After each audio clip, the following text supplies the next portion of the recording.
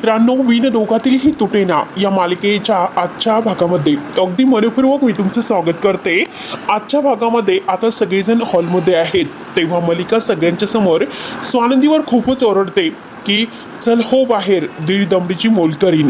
तेव्हा आजी म्हणते की हे बघ मलिका, तू तिच्यावर ओरडू नकोस. चिंगी म्हणते की मी रूममध्ये जाते, परंतु यामध्ये जे काही झालेलं आहे त्यामध्ये चूक फक्त अंशुमन साहेब आणि माझी आहे. त्यामध्ये वहिनीचा काही दोष नाही, त्यामुळे प्लीज तुम्ही त्यांना काही बोलू नका. आणि आज मात्र त्यांच्यामुळे माझं बाळाने मी जिवंत आहे, त्यांनी आधार दिला म्हणून आज मी इथे उभी आहे. तेव्हा मलिका रागाने म्हणते की चोराच्या उलट्या बोंबा. आणि अंशुमनला म्हणते की हे बघा, तुम्ही मला तुमची बायको म्हणून स्वीकारा किंवा नका स्वीकारा. आणि मलिकाला म्हणते की मॅडम, तुम्ही या बाळाला तुमचं नातवंड म्हणून स्वीकारा किंवा नका स्वीकारू, पण हे बाळ माझं आहे, त्यामुळे मी याला जन्म देणार म्हणजे देणारच. तेव्हा आता मलिका अंशुमन हे रागाने मात्र चिंगीकडे पाहत असतात.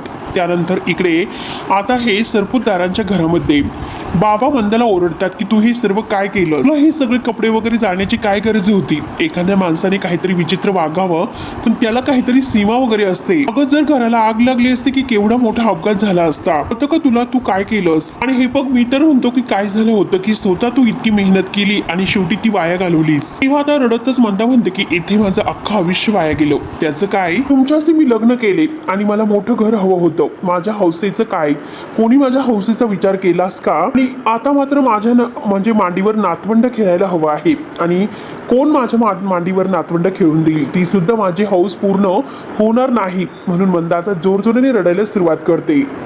रोहन म्हणतो की हे बघ आई, शांत हो. आणि आता हा विषय आहे तो खूपच जास्त घेत आहे, प्लीज. आणि कोण म्हटलं की आम्हाला मूल नको आहे. हे बघ, आम्हाला त्यासाठी थोडासा वेळ हवा आहे आणि आम्हाला सोयीच्छेने मात्र सुटेबल व्हायचं आहे आणि नंतर आम्हाला बाळाचा विचार करायचा आहे. तेव्हा रडतच मंदा म्हणते की हे बघ, आमचा आम्ही विचार करू, पण नंतर करू बाळाचा विचार. तेव्हा लगेच मंदा म्हणते की 1 वर्षांनी, 2 वर्षांनी. तेव्हा आदिरा म्हणते की आई, ते आम्ही नाही सांगू शकत, ओके, सांगू सुद्धा शकत नाही. तेव्हा मंदा ओरडतच म्हणते की म्हणजे तुम्हाला मुलंच नको आहे, तुम्हाला मात्र आई बाबा बनायचं नाही, हे जरा स्पष्ट सांगा. जाऊन दे नाही खेळणी, स्वेटर वगैरे सगळ्याची राख होऊन दे माझ्या डोळ्यासमोर, मला मात्र हे काहीही नकोय. जोरजोराने रडायला सुरुवात करते. तर बाबा म्हणतात की मंदा, हे बघ, बास कर, बास झालं तुझं आता हे. मंदा म्हणते की हे बघ, आम्ही शांतच होते, परंतु जरा थोडीशी जरी बाजू तुम्ही शेवटी माझी घ्या. आणि तुम्हाला तुमच्या नातवंडाबरोबर खेळावं असं नाही वाटत का. तेव्हा बाबा म्हणतो की हो वाटतं, मला सुद्धा खूप वाटतं, पण मला हे सुद्धा कळतं की आदिरा आणि रोहन यांना आईबाबा व्हायचं आहे, आणि त्यामुळे मात्र तो आईबाबा त्यांना कधी व्हायचा आहे, तो निर्णय त्यांना कधी घ्यायचा आहे, हा सगळा निर्णय घेण्याचा अधिकार त्यांना केवळ असेल. आणि हे बघ, आपल्याला मात्र नातवंडांशी खेळावं वाटतं, म्हणून आपण त्यांना जबरदस्ती करू शकत नाही. तेव्हा आता मंदा आणखीनच रडायला सुरुवात करते. सगळेजण मला दोषी बोलतात. तेव्हा बाबा म्हणतात की हे बघ, अगं, मी डोक्याचा वापर करतो, तुझ्यासारखं असं नाही बिनधास्तपणे बोलत, त्यामुळे प्लीज तू शांत राहा. मंदा काही शांत राहायला तयारच नसते, तिचा कांगावा सुरूच असतो. अगं, हे बघ, रोहन आणि अधिरा मात्र त्यांचं आयुष्य म्हणजे आत्ता कुठे सावरतात, त्यामुळे त्यांना त्यांचा वेळ घेऊन दे. आणि प्लीज तू असं मात्र त्यांना काही जबरदस्ती करू नकोस. तरी सुद्धा मंदा ऐकायला तयारच नसते. मंदा म्हणते की नातवंडांचं सुख ते तर मिळणारच नाही, आणि ते सगळं अधिराच्या बेजबाबदारपणे. रोहनला राग येतो. रोहन म्हणतो की हे बघ आई, तू प्लीज आदिराला काही बोलणार नाहीस, तिची काही चूक नसल्याने. आणि मुळात म्हणजे आम्हाला बाळ नको हे डिसिजन आहे तर ते तिच्या एकटीचं नाही तर आमच्या दोघांचं आहे, त्यामुळे तू प्लीज आई तिच्यावर जबरदस्ती करू नकोस. आता डायरेक्ट स्पष्ट शब्दात सांगते, मला हे नाही पटणार. तेव्हा लगेच आता आदिरा म्हणते की पण आई, तुम्हाला हे पटणार नाही, तुमचा प्रश्न येतो तरी कुठे, हे माझं आणि रोहनचं लाईफ आहे, त्यामुळे तुम्ही प्लीज आमच्या परीने आम्हाला जगून द्या. मंदा म्हणते की तुम्ही एकत्र कुटुंब पद्धतीमध्ये राहतात हे तरी तुला कळतं का, जॉईंट फॅमिली आहे आपली, आणि जॉईंट फॅमिलीमध्ये एकमेकांना मान दिला जातो, आणि इथे आहे का काही. म्हणून मंदा आता जोरजोराने ओरडत असते. सगळ्यांना मात्र आता टेन्शन येतं, मंदाला कसं शांत करायचं. आदिरा समजवण्याचा प्रयत्न करत आहे की हे बघा आई, परंतु मंदा तिला काही बोलून देत नसते. ती म्हणते की हे बघा आई, मी आणि रोहन, परंतु मंदा लगेच म्हणते की बास कर तुझी बोलणं, तुला फक्त हेच म्हणायचं असेल की तू आणि रोहन वेगळं राहणार म्हणून तू तर घर फोडायला टपूनच बसलेली आहे, कारण तू प्रत्येक वेळेला ट्राय केलेला आहे. तू शेवटी रोहनला तोडूनच नेणार आहे. तुझ्यासारखी सून माझ्या घरात आली याचा मला खूप पश्चाताप होतोय. तेव्हा आता बाबा म्हणतो की मंदा पोरेकर, आता बास झालं. तर रोहन आता अदिराला समजवतो की हे बघ, तुला तर माहिती आहे तिचा स्वभाव कसा आहे, तू प्लीज तिला इग्नोर कर. मंदाला सुद्धा आता समजवण्याचा सगळेजण प्रयत्न करतात, पण ती ऐकायला तयारच नसते. अदिरा म्हणते की हो रो, मला माहिती आहे तिचा स्वभाव कसा आहे, मी माझ्या लेवलने मात्र यांना हॅपी करण्यासाठी खूप प्रयत्न करते, परंतु ह्या मात्र जास्तच करतात. अदिरा बिचारी खूप रडत असते. मग आता बाबा म्हणतो की नाही अदिरा, हा प्रॉब्लेम तुझा नाही तर हा प्रॉब्लेम हिचा आहे. तर मंदाला आणखीनच राग येतो. तेव्हा मंदा म्हणते की मला बिल्डिंग मधील बायका आहे तर त्या प्रत्येक जणी फोन करतात आणि माझ्या नातवाला स्वेटर शिवा. दुसरी म्हणते की हो माझ्या नातवाला कांटोबे शिवा आणि प्रत्येक जणी मला हिनवतात. प्रत्येक जणी संध्याकाळी आपल्या नातवंडांना घेऊन तिकडे फिरायला येतात. अगदी मेळा भरलेला असतो. तेव्हा बाबा म्हणतात की हे फक्त त्यांचं आयुष्य आहे आणि तू त्यांची आणि आपली तुलना कशाला करतेस. त्यामुळे मात्र आता ते त्यांच्यावरून तू या दोघांना त्रास देण्याचा बंद कर. आणि आता मंदा पुन्हा रडायला सुरुवात करते आणि म्हणते की अहो मला रोज मेसेज येतात बायकांचे, मंदाकिनी ताई तुम्ही आजी कधी होणार, नाहीतर एखादा चांगला डॉक्टर बघा तुमच्या मुलासाठी आणि सुनेसाठी. तेव्हा आता अदिरा रोहनकडे पाहते आणि कोणी कोणी तर मला म्हणतं की असे उपाय करा, ते देवाकडे जा, ह्या देवाकडे जा. आणि खरंच या सगळ्याला मी त्रासले त्रासले म्हणून आता जोरजोराने रडायला सुरुवात करते. या सगळ्याला मात्र माझी ही सून अदिराच जबाबदार आहे. तेव्हा सगळ्यांना मात्र मंदाचा राग येतो. प्रत्येक गोष्टीला अदिराला जबाबदार धरते. रोहन म्हणतो की आई तू तिला दोषी ठरू नकोस, तो आमचा निर्णय आहे. मंदा म्हणते की नाही, अरे तिने काही गोष्टी तुझ्या डोक्यामध्ये भरवलेल्या आहेत म्हणून तू तिच्यासारखं बोलतोस, तिची बाजू घेऊन. अदिराला राग येतो. अदिरा म्हणते की तुम्ही ठरवलेलंच आहे का सगळ्या गोष्टीसाठी मला ब्लेम करणार आहात. तेव्हा रोहन म्हणतो की आई हे बघ, तू मला अगदी पुरुषार्थ म्हणजे काय, नवऱ्यासारखं वागणं म्हणजे काय म्हणतेस, परंतु आजच्या सारख्या मुंबईसारख्या शहरामध्ये लहान मुलांना वाढवणं इतकं सोपं नसतं. तर मंदा म्हणते की आम्ही नाही का वाढवली. आणि रोहन पुढे म्हणतो की हे बघ आई, आम्ही दोघांनी मिळून आता हा निर्णय घेतला की आम्ही थांबवायचं ठरवलं आणि एकमेकांच्या मताचा आम्ही म्हणजे आदर करतोय, आम्ही मात्र तुझ्यासारखे नाही आहोत. तेव्हा अदिरा म्हणते की आई बघा तुमचा मुलगा किती समजूतदार आहे पण तुमच्यासारखा नाही. आणि खरंच मला आनंद वाटतो की तो माझा नवरा आहे म्हणून. ही खरंच खूप लकी आहे. जी गोष्ट याला कळते ती गोष्ट तुम्हाला का कळत नसेल. बघा आई, तुम्ही आमच्यावर असा मर्यादा नाही ओलांडू शकत. तेव्हा मंदा म्हणते की ठीक आहे, आजपर्यंत जर मला कोणी वस्तीमध्ये विचारलं आणि मी त्यांना हे सांगेल की तिची कुवतच नाही मूल सांभाळण्याची, तिला सगळं काही स्वतःचीच आईश करायची असते. रोहन म्हणतो की हे बघ आई तू काय बोलतेस. तर आदिराला वाईट वाटतं. आदिरा डोळ्यात पाणी आणते आणि म्हणते की हे बघा आई, तुम्ही असं नाही सांगू शकत, तुम्हाला कळतं का तुम्ही काय बोलतात. आणि आई तुम्ही लिमिट क्रॉस केलेली आहे. तर मंदा म्हणते की करणार, मी लिमिट क्रॉस करणार, तू काय करशील कर, तुला जे करायचं आहे ना ते करू शकते. तुम्हाला घरातून हाकलून देणार आहेस का. आदिरा म्हणते की मला कळलं की तुम्ही आता नाही ऐकू शकणार, त्यामुळे मला सुद्धा काय करायचं आहे ते मी करते आणि ते मला कळालेलं आहे. आदिरा आपला मोबाईल घेऊन लगेच सोनदीला फोन करते आणि म्हणते की हॅलो नंदूताई. झालेला सगळं काही प्रकार मात्र ती आता सांगते. त्यानंतर इकडे राजवाड्यांच्या घरामध्ये अंशुमन, अर्पिता, मलिका आपल्या रूम मध्ये आहेत. मलिकाची चिडचिड सुरू असते. या घरात सगळ्यांची मनमानी सुरू आहे. असं वाटलं होतं की त्या म्हातारीशी बोलेल, ती माझं सगळं काही ऐकेल. या सगळ्या दिवसाची मी तिला आठवण करून देणार होते, मी तिला सांगणार होते आणि सगळं काही समजावणार होते की जे आहे ते आपल्याला स्वीकार करावं लागेल. आणि आता ह्या दोघींचं बोलणं सुरू असतं. परंतु अंशुमन आता ह्या सुष्मिताशी चॅटिंगवर बोलत असतो.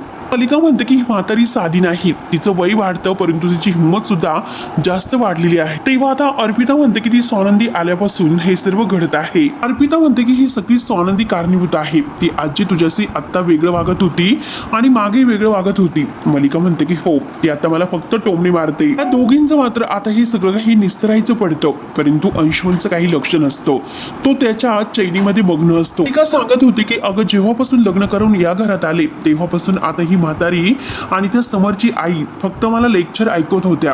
त्या म्हातारीने चुकून सुद्धा मला कधीही तिजोरीच्या चाव्या दिलेल्या नाहीत आणि मला वाटलं होतं की एकदा समरची आई गेल्यानंतर ती म्हातारी तिजोरीच्या चाव्या माझ्याकडे देईल. कसलं काय आणि काय, मला एकाही शब्दाने तिने मान दिलेला नाही. आतापर्यंत अपमानाचीच बाजू मला ऐकवली आणि तिने कायम हेच ऐकवलं की मी तिच्या धाकट्या लेकाची मूर्ख बायको आहे म्हणून. हे सगळं त्या स्वानंदीमुळे होत आहे. या स्वानंदीमुळे घरातील स्टाफ, घरातील सगळेजण मला घाबरत नाहीत. ती चिंगी माझ्या नजरेला नजर देत नव्हती आणि आज माझ्या तोंडावर बोलते. अर्पिता म्हणते की हो ना, तिची समोर सुद्धा उभं राहण्याची लायकी नाही. तर मलिका म्हणते की बघ, आणि आता बघितलं ना काय म्हणाले की माझं बाळ माझं आहे, मी मात्र त्याला जन्म देणार. तिला बाळाला जन्म घालण्याची खुमखुमी आलेली आहे आणि आपण मात्र, आणि तेवढ्यात आपण म्हटल्यानंतर मलिकाचं लक्ष अंशुमनकडे जातो. मलिका अंशुमनच्या हातातील मोबाईल हिसकावून घेतो ती अंशुमन ओरडते की त्या मोलकरणीला मात्र तू आज मात्र आपल्यावर ही वेळ आली नसती आणि आता मात्र ही चूक आपल्याला भोगावी लागेल, कारण मी जेवढं समरला ओळखते तेवढं मात्र समर चिंगी आणि अंशुमनचं लग्न लावून देणार. पण म्हणतो की हे बघ मॉम, असं काही होणार नाही. मलिका म्हणते की अप्पी बघतेस का, अगं बघ ना हा काय बोलतोस, कोणत्या जगामध्ये राहतोस, अरे मूर्खा तुझं बाळ तिच्या पोटामध्ये आहे, त्याला जन्म देणार आहे ना ती. ते हे बघ जगाची कोणाचीही पर्वा न करता अंशुमन अरे समोर तुला नाही सोडणार आणि काही झालं तरी शेवटी तो तुला तिच्याशी लग्न करायला सांगेलच, नाहीतर प्रॉपर्टीतून तो तुला बेदखल करेल आणि स्वानंदी आहे ना त्याचे कान भरण्यासाठी. आणि हे बघ अप्पी मला तर खरंच खूप टेन्शन आलं, कारण समोर याची पोलीस केस सुद्धा करू शकतो. अंशुमन तुझी एक चूक आम्हाला खरंच खूप महागात पडली, ती चिंगी आणि तिचं बाळ मात्र तुझ्यामुळे आमच्या गळ्यात पडणार आहे. म्हणून मलिकाला आता खूप टेन्शन येते. अंशुमन मात्र बिनधास्त असतो. त्यानंतर आता इकडे स्वानंदी सरपोतदारांच्या घरी येते. आईचं ते वागणं पाहते, ते स्वेटर वगैरे, आणि आईला विचारते की आई हे सर्व काय आहे. तर बाबा म्हणतात की अगं हे स्वानंदी बघ ना, हिला काय होतं तेच कळत नाही, थोड्या दिवसानंतर हिला काहीतरी झटका येतच असतो, सगळं घर मात्र हिला डोक्यावर घ्यायचं असतं. तेव्हा आता आदिरा म्हणते की हो ना नंदुताई, तुला सुद्धा तुझे टेन्शन प्रॉब्लेम्स आहेत, परंतु आई मधूनच अशा वागतात, त्यामुळे खरंच कळत नाही नक्की काय करावं, कसं वागावं. तेव्हा स्वानंदी म्हणते की आदिरा हे बघ आपण एकमेकांचे आहोत, आपल्यामध्ये फॅमिली आहोत, एकमेकांचं असं काही प्रॉब्लेम्स वगैरे नसतात, एकमेकांसाठी आपल्याला धावून यावं लागतं.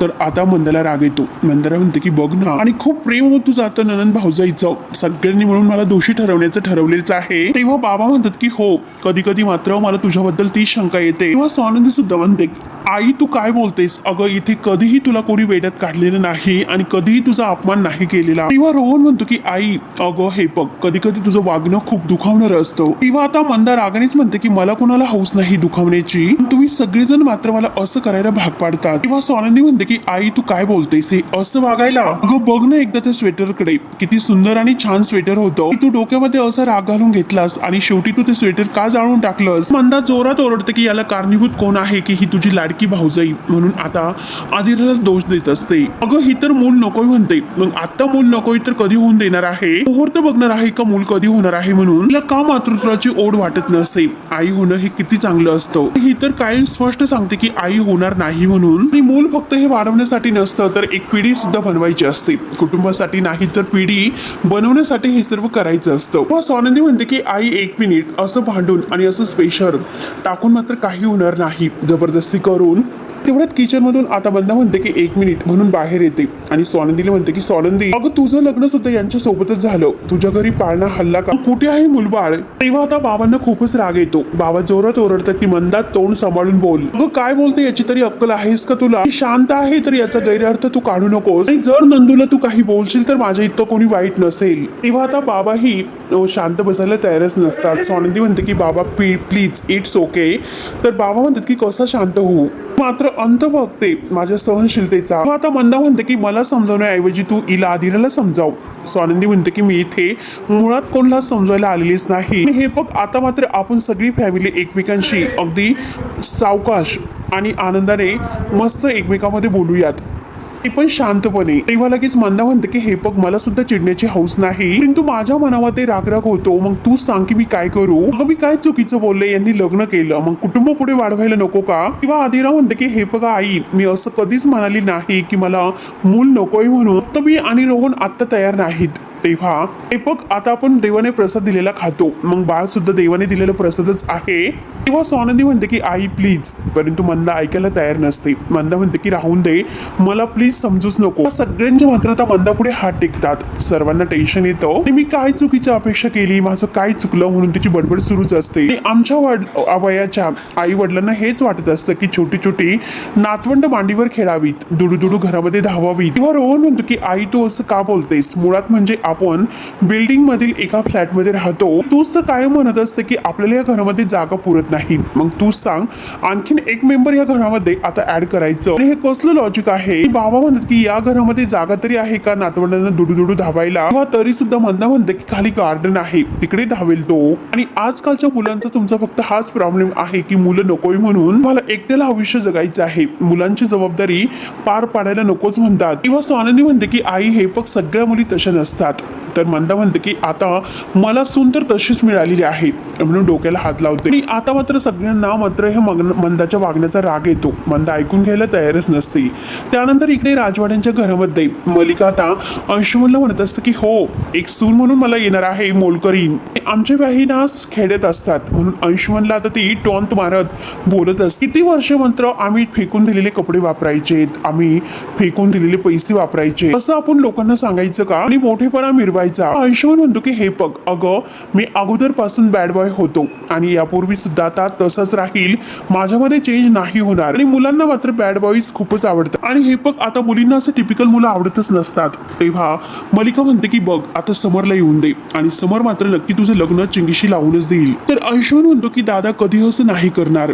तेव्हा मलिका म्हणते की काय गो अप्पी, याच्या डोक्यावर परिणाम झाला की काय. अंशुमन म्हणतो की माझ्या डोक्यावर परिणाम नाही झालेला, परंतु एक दुसरा पर्याय माझ्याकडे आहे, माझा हुकमी इतका. आणि तर मलिका म्हणते की अंशू गेल्या काही खूप दिवसापासून ही गोष्ट तू बोलतोय, कारण तो आतमध्ये होता परंतु आता बाहेर काढण्याची त्याची वेळ आली आहे. तर पिता विचारते की अरे तुझा हुकमी इतका काय आहे.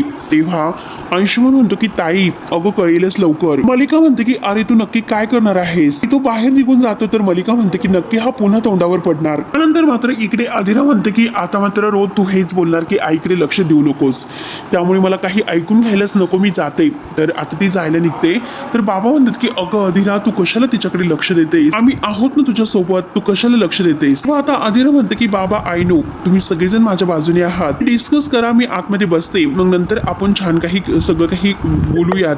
तेव्हा स्वानंदी म्हणते की अधिरा थांब, तू कुठेही जायचं नाही, तू मात्र या कुटुंबाचा सगळ्यात महत्वाचा भाग आहे आणि ह्या चर्चेच्या वेळेस मात्र तू हजर नसणं हे बरोबर नाही. हे बघ आई आता बास कर, अधिरा कशी आहे आम्हाला माहिती आहे, तुझ्याकडून मात्र आम्हाला हे कळायला नकोय आणि तिच्यातील चांगल्या गुणांना मात्र तू पाठ फिरवते, आता मात्र तुझं बाद झालं. बाबा म्हणतात की हे बघ अगं, जेव्हा तू घर सोडून स्वानंदीच्या घरी गेली होतीस तेव्हा मात्र अधिराने घर सांभाळलं, पण कधीही तू तुसडेपणाने वागलेली नाहीस. तू तिचा पाय मोडला हे सर्व तू विसरलीस का. आणि आज मात्र तू तुरुंगामध्ये नाही तर घरामध्ये आहेस, ते पण केव्हा, कुणामुळे तर तिच्यामुळे, तिच्या मोठेपणामुळे. हे सगळं काही तू लक्षात ठेव. तेव्हा स्वानंदी म्हणते की आई अगं, तुला तिच्यातील चांगले गुण का दिसत नाही, तिला सुद्धा स्वतःचं करिअर आहे, स्वतःचा विचार घेण्याचे, निर्णय घेण्याचे हक्क आहेत. ती मात्र तुझ्या मुलावर जीवापाड प्रेम करते, मुळात मात्र तुला तिचा अभिमान वाटायला हवा, असं प्रत्येक गुण तिच्यामध्ये आहे. तेव्हा मंदा लगेच म्हणते की अगं, लग्न करून या घरामध्ये आली पण कधीही हिने मला सासूचा मान दिलेला नाही. आणि वाटलं होतं की आजीचं सुख देईल पण ते सुद्धा नाही. बिल्डिंग मधील बायकांना मला तोंड द्यावं लागतं, बाहेरच्या लोकांना सुद्धा मला तोंड द्यावं लागतं. स्वानंदी चिडते. स्वानंदी म्हणते की कोण लागून गेल्या तुला त्या बिल्डिंग मधील बायका,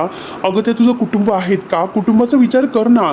तर मलिका ते मंदा लगेच म्हणते की अगं हे बघ, तू मात्र तुझा राजमहल सोडून इकडे मला कशाला समजायला आलीस, त्यामुळे तू सोडून दे, तुला माझ्या भावना कधीच कळणार नाहीत. तेव्हा लगेच अधिरा म्हणते की हे बघा आता हा पॉइंट आहे, परंतु ताई मला असं वाटलं होतं की तुला इथे बोलवेल आणि तू आईंना समजावेल, इथे काहीतरी वेगळं होतं, आई मात्र तुलाच सुनावतात, तुलाच बोलतात आणि आईंना माझा पॉइंटच कळत नाही की नंदुताई खरंच आता मला आई व्हायचं नाही.